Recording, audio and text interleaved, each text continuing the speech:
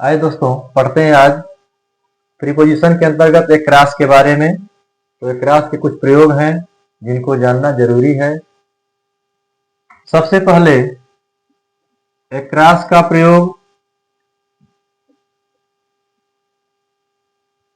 इस छोर से उस छोर तक, इस छोर से उस छोर तक के लिए होता है। जैसे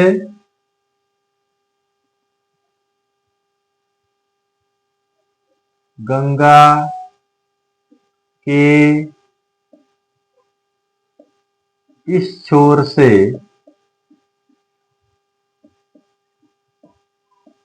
उस छोर तक एक पुल है। ऐसे वाक्य है, गंगा की इस छोर से उस छोर तक एक पुल है। तो अब आप यहां एक्रास का प्रयोग करेंगे। जैसे हो जाएगा there is a bridge across the Ganga. यह across यानी इस छोर से उस छोर तक।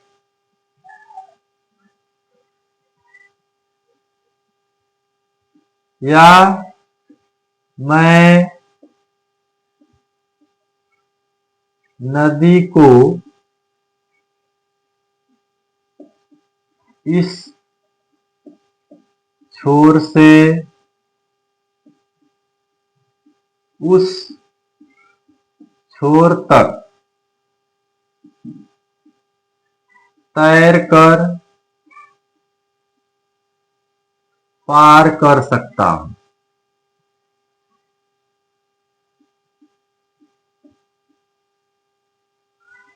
ऐसे वाक्य दे दे, मैं नदी को इस छोर से उस छोर तक तैरकर पार कर सकता हूं।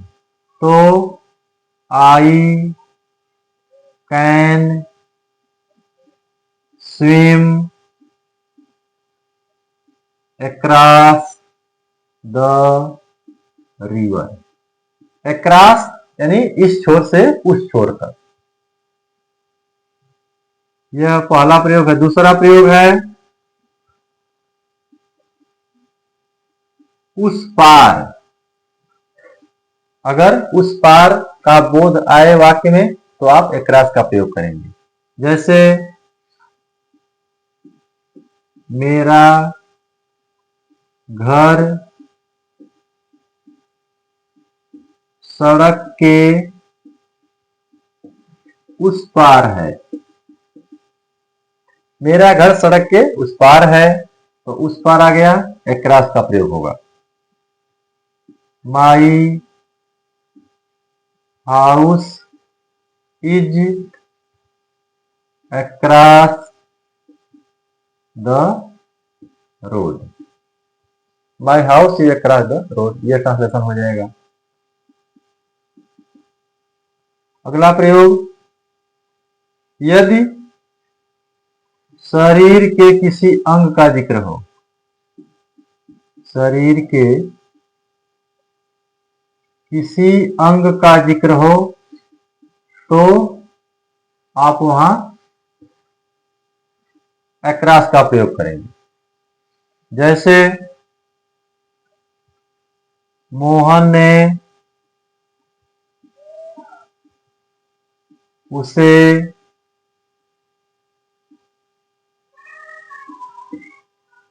चेहरे पर